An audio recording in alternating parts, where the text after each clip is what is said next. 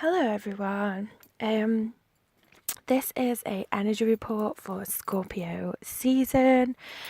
I didn't want to record my face today because, let's be honest, I look and I feel like complete crap. I don't know if any of you guys are feeling the same, but the theme of Scorpio season seems to be eye bags at the moment, even though I'm getting quite a lot of sleep. Right. So, I have been through an intense period of shadow work the past few weeks, and I know a couple of my divine masculine friends and divine feminine friends are actually facing it now. So, divine feminines, if you've been ignoring this shadow work, it's going to come and slap you in the face this week, so you better get to it now. Basically, the whole concept of getting a conscious union or getting divine love is that we have to go through the process of removing any blocks that we have to it. So, any limiting beliefs, any old past wounds, past life wounds, inner child wounds, all of that lovely stuff. So, basically, we have to face our darkness, and that is what Scorpio season is all about. And if you have been trying to throw light at everything, which is what the divine feminines tend to do, that is not going to work, especially not in Scorpio season. So that's just a warning for you. If you keep trying to throw light at all your issues and ignore them, if you feel your darkness rising up, any of your own qualities that are like a dark feminine or wounded feminine, so manipulating men, jealousy, bitterness, all those kind of dark feminine things that we all do have within us. If you keep ignoring them, you're going to keep basically Scorpio season and the universe is just going to keep throwing them back in your face. So you can try and throw light at it as much as you want. It'll be much better if you just try and face it this week, okay? Also, another big issue that I see constantly in the twin flame community, which is just ridiculous, is that if you think that your divine masculine has all the work to do and you're more advanced than him, you really need to take a good look at yourself, and you need to take a good look at societal programming and your relationship with feminism. Okay, so feminism is being used to divide men and women at this present point in time. The divine masculine and the divine feminine are actually always aligned, always. We're equally as advanced. You'll find that most people who are twins have woken up at the same time, been through a lot of the same life issues, a lot of the same wounds. If you're looking at someone and thinking that they're your twin flame and they're not even awake, whereas you're out there practicing witchcraft or whatever and you're fully awake, that's not your divine masculine. You're chasing after a false twin, because your divine masculine will be totally and equally aligned with you. It might be a case that the divine masculine is learning something that we did last year. So it might seem like they're behind, but actually we'll be facing something that they did last year as well. So there's always the polarity going on. There's always an equal and opposite reflection within your own twin flame. If you're feeling like the divine masculine is so behind and they're not awake and they're not using their gifts, etc., then you're either looking at the wrong divine masculine, or you probably need to make some friends as well with divine masculines that are awake, because you'll start to learn a hell of a lot about them. And also, take a look at your societal programming. What were your parents like? Were they very men and women's roles? Was your mum always slagging off your dad for being lazy or going the pub all the time?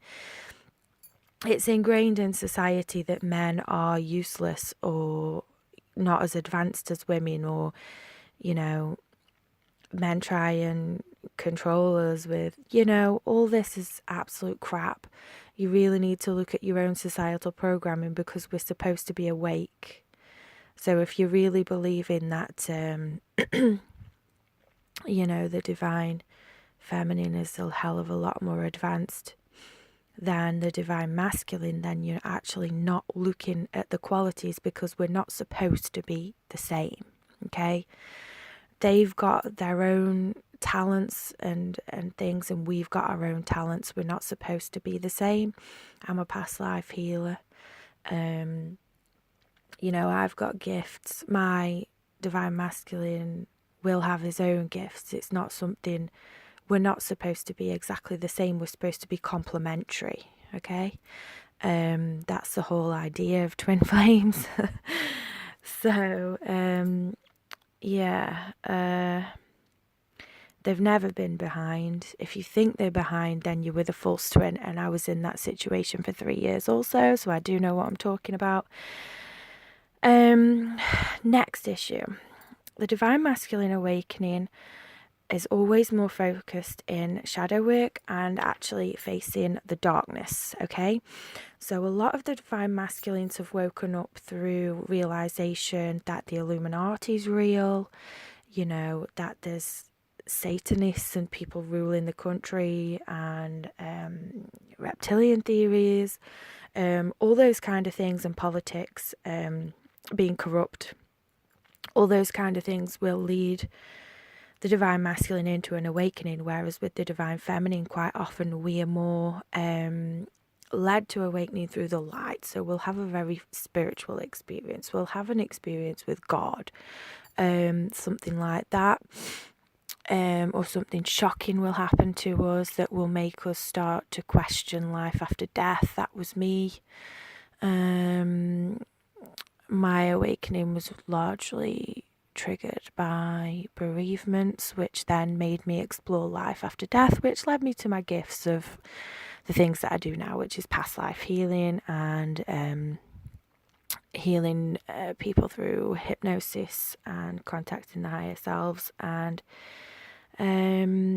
experiencing death through hypnosis. So you see, it all leads us somewhere. But yeah, most of the divine masculines have been intensely doing shadow work for as long as you've been doing work of the light. So you've been doing tarot, you've been doing healings, you've been doing angelic reiki, all these things that you do.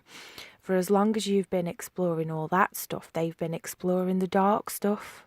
So they've probably been exploring psychedelics. They've probably been exploring theories about the Illuminati, aliens, all these kind of things that are scary, working with magic, things like that. They're very different to us, and that's the point. They're supposed to be. But it doesn't mean they're not equally of the light. It just means they're warriors that aren't afraid to face the dark and accept that darkness exists in this reality where we are, which of course it does. So I would suggest, if you don't know about all the awakening theories, about the Illuminati and Luciferian religions, things like that, I would say Scorpio season is the perfect time to start researching all this. It's something that you need to be aware of, because you can't practice work of the light if you're not fully aware of the dark that's going to be trying to attack you, because it will. And I'm not saying that you're not protected. I'm just saying that it's something that we need to be aware of, and we also need to face our own darkness inside of us. We've all got hatred buried deep inside of us. We've all got resentful feelings. We've all got different egoic things going on. We're human beings. We're not here in angelic form, We may be practicing light work every day and doing really well, and, we have a positive impact on others because of how light we are.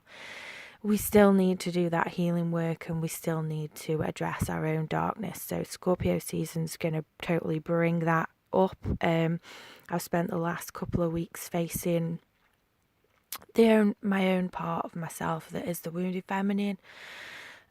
So a lot of jealous feelings that I've had, a lot of bitterness, a lot of resentment, a lot of being triggered by other women.